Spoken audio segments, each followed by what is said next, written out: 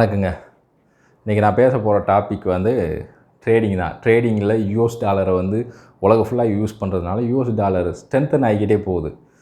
இப்போ அதோடய வேல்யூ ரொம்ப அதிகமானால் என்ன மாதிரி பிஸ்னஸ் நல்லா ஓடும், என்ன மாதிரி பிஸ்னஸ் கொஞ்சம் பாதிக்கப்படும், அதே மாதிரி குறைஞ்சிச்சின்னா என்ன மாதிரி பிஸ்னஸ்லாம் நல்லா இருக்கும்னு பார்க்கலாம். ஸோ அதுக்கேற்ற மாதிரி நம்ம எந்த மாதிரி பிஸ்னஸில் சப்போஸ் ஐடியா இருந்தால் நம்ம பிளான் பண்ணிக்கலாம். மக்களாகி நம்மளாம் அது எந்தெந்த துறையெல்லாம் பெனிஃபிட் அடையுதோ அதுக்கேற்ற மாதிரி நம்ம அறிவை வளர்த்துக்கிடலாம். இன்றைக்கி யூஎஸ் டாலரோட மதிப்பு 80 ரூபாய்க்கு மேலே போயிடுச்சு. இந்தியன் ரூபி இப்போ 100 ரூபா 150 ரூபா போகக்கூடாமல் தடுக்கிறதுக்கு நம்ம ஆர்பிஐ என்ன பண்ணுறாங்க, நிறைய யூஎஸ் டாலர் செல் பண்ணி எப்படியோ மேனேஜ் பண்ணிக்கிட்டே இருக்காங்க. ஒவ்வொரு கண்ட்ரியுமே யூஎஸ் டாலரோட மதிப்பை குறைக்கத்தான் பார்ப்பாங்க. இப்போ ஜப்பனீஸில் இன்றைக்கி ஒரு யூஎஸ் டாலர் அவங்களோட ரூபியில் 158 ரூபாயாக இருக்குது.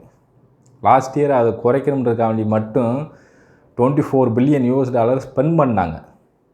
ஒரு சிங்கிள் ப்ராஜெக்ட், அந்த ப்ராஜெக்ட் நேம் குறைக்கிறது அந்த ஒரு காரணத்துக்காக வேண்டி மட்டும். ஒரு யூஎஸ் டாலரை குறைக்கிறதுக்கு ஒவ்வொரு கண்ட்ரியும் நிறையா பிளான் பண்ணுவாங்க. இப்போ யூஎஸ் டாலர் விலை ரொம்ப அதிகமாகிறதுக்கு காரணம் உலகம் ஃபுல்லாக ட்ரேடிங் யூஎஸ் டாலர்லேயே பண்ணுறதுனால ஆட்டோமேட்டிக்காக அது ஸ்ட்ரென்த் ஆகிக்கிட்டே போகுது. ஒன்றுமே பண்ணலைனாலும் யூஎஸுக்கு பெனிஃபிட் இருந்துக்கிட்டே இருக்குது. சில கண்ட்ரி கொஞ்சம் அவங்களோட ஓன் மணி கோல்டு இதெல்லாம் பிளான் பண்ணாலும் கொஞ்சம் நடைமுறைக்கு இன்னும் கொஞ்சம் வரதுக்கு கொஞ்சம் டைம் ஆகலாம். ஓகே, யூஎஸ் டாலர் ரொம்ப அதிகமாக மதிப்பாயிருச்சுன்னா இப்போ ஒரு டாலர் 100 ரூபா அந்த மாதிரி மதிப்பாயிருச்சுன்னா என்ன ஆகும்னு பார்க்கலாம். இம்போர்ட் இருக்குல்ல, இப்போ லாஸ்ட் இயர் ஜப்பனீஸை பார்த்துக்கோங்க. Last year 150 rupees. இன்றைக்கி லாஸ்ட் இயர் மட்டும் $50 மேலே ஒன்லி அந்த 54 பில்லியன் யூஎஸ் டாலருக்கு க்ரூட் ஆயில் மட்டும் இம்போர்ட் பண்ணியிருக்காங்க. இப்போ யூஎஸ் டாலர் 150லேருந்து 200 ஆயிடுச்சுன்னா அதே 54 பில்லியனுக்கு நிறையா மதிப்பில் நிறையா ரூபீஸை கொடுக்க வேண்டியது இருக்கும். இப்போ வேல்யூ ஒரே யூஎஸ் டாலரே இருக்குதுன்னு வச்சுக்கோங்க. இன்றைக்கி 100 ரூபானா நாளைக்கு 200 ஆயிடுச்சுன்னா நாளைக்கு 200 ரூபா கொடுக்க வேண்டியது இருக்கும். இம்போர்ட் பிஸ்னஸ் ரொம்ப பாதிப்படையும். அதில் ப்ராஃபிட் ரொம்ப கம்மியாயிரும். இதை ரிவர்ஸ் ஃப்ளோவாக பார்க்கலாம். எக்ஸ்போர்ட்டு பல மடங்கு வருமானம் கொடுக்கும். இப்போ ஒரு பொருளை ஒரு யூஎஸ் டாலருக்கு விற்றோம்னா இன்றைக்கி 100 ரூபாண்டா நாளைக்கு 150 ரூபா ஆயிடுச்சுன்னா அது 150 ரூபா கிடைக்க ஆரம்பிச்சிடும். நம்மக்கிட்ட இருக்கிறது ஒரே பொருள் தான். யூஎஸ் டாலரோட மதிப்பு கூடுச்சுன்னா நம்ம ஒரே ஒரு டாலருக்கு தான் விற்கிறோன்னா விற்கிறோட மதிப்பு ஆட்டோமேட்டிக்காக யூஎஸ் டாலரோட மதிப்பு கூடுறதுனால விற்கிறோட மதிப்பு நம்மளோட வருமானமும் ஆட்டோமேட்டிக்காக கூடும். இம்போர்ட்டு துறை பாதிக்கப்படும். எக்ஸ்போர்ட் பிஸ்னஸ் நிறையா ப்ராஃபிட்டபுளாக இருக்கும். ரெண்டாவது, டூரிஸ்ட்டு நிறையா அட்ராக்ட் பண்ணுவாங்க. ஏன்னா இப்போ ஒரு யூஎஸ் டாலர் கொண்டு இங்கே 100 ரூபாய்க்கு செலவு பண்ண முடியும். அதே இது 200 ரூபாய் ஆயிடுச்சுன்னா அதே ஒரு யூஎஸ் டாலரை வச்சுட்டு 200 ரூபாய்க்கு செலவு பண்ணிக்கலாம்.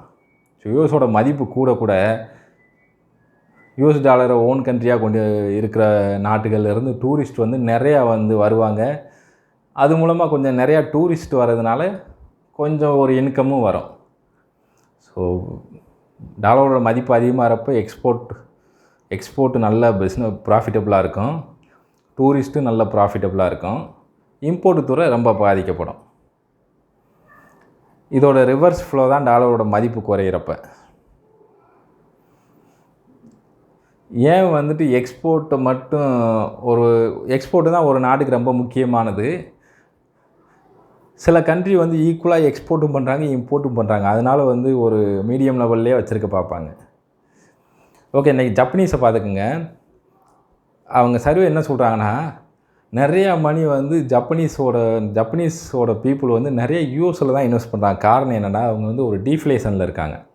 டீஃப்ளேஷனில் இருக்கிறப்ப பேங்கில் இன்ட்ரெஸ்ட் ரேட் ரொம்ப கம்மியாக இருக்கணும். நெகட்டிவ் இன்ட்ரெஸ்ட் ரேட்லாம் இருந்துச்சு. யூஸ்வலாக சேவிங் அக்கௌண்ட் நம்ம பேங்கில் போட்டு வச்சா ஒரு அமௌண்ட் இன்ட்ரெஸ்ட் ரேட் வரும்ல, அவங்க பேங்கில் போட்டு வைக்க நம்ம ஃபீஸ் கட்டணும். ஏன்னா டீஃப்ளேஷன்றப்போ விலைவாசி ரொம்ப கம்மியும் கண்ட்ரிக்கு ஒரு ப்ராப்ளம் தான். ஏன்னா மக்கள் நிறையா சேவிங் பண்ணுவாங்க. சேவிங் பண்ணி என்ன பண்ணுறாங்கன்னா, ஜப்பனீஸில் இன்ட்ரெஸ்ட் ரேட்ஸ் ரொம்ப கம்மின்னு 0.1% லோன் எடுத்து அமெரிக்கா பாண்டை வாங்குறாங்க. ஏன்னா அமெரிக்கா பாண்டு 5.5%. ஸோ நிறையா பேர் என்ன பண்ணுறாங்கன்னா, லோன் எடுத்து அமெரிக்காவில் போய் பாண்டு வாங்கிடுறாங்க. நிறையா மணி வெளியே போகுது. இதுக்காண்டியே அவங்க லாஸ்ட் இயர் 224 பில்லியனுக்கு மேலே ஸ்பெண்ட் பண்ணுறாங்க. ஒவ்வொரு கண்ட்ரியுமே யூஎஸ் டாலரோட மதிப்பை குறைக்க பார்க்குறாங்க. ஏன்னா அப்போ தான் வந்து இம்போர்ட் வந்து இன்றைக்கி க்ரூட் ஆயிலேருந்து எல்லாமே இம்போர்ட் வந்து நிறையா கண்ட்ரி வந்து மற்ற கண்ட்ரியை டிபெண்ட் பண்ணியிருக்கு. அது யூஎஸ் டாலரில் ட்ரேடிங் நடக்கிறதுனால அதோட மதிப்பு குறைஞ்சா தான் இம்போர்ட்டோட மதிப்பு குறையும். அதனால தான் ஒவ்வொரு கண்ட்ரியும் அந்த யூஎஸ் டாலரை குறைக்கிறதுக்கு பல திட்டங்களை பிளான் பண்ணுறாங்க. பல வியூகங்களை வகுத்து இந்தியா கூட வந்து ஆர்பிஐ தொடர்ந்து யூஎஸ் டாலர் செல் பண்ணிக்கிட்டே இருந்தால் யூஎஸ் டாலரோட மதிப்பு கூடாமே இருக்கும். நன்றி. ஸோ இதுதான், இதிலேருந்து நிறையா பிளான் பண்ணிக்கங்க.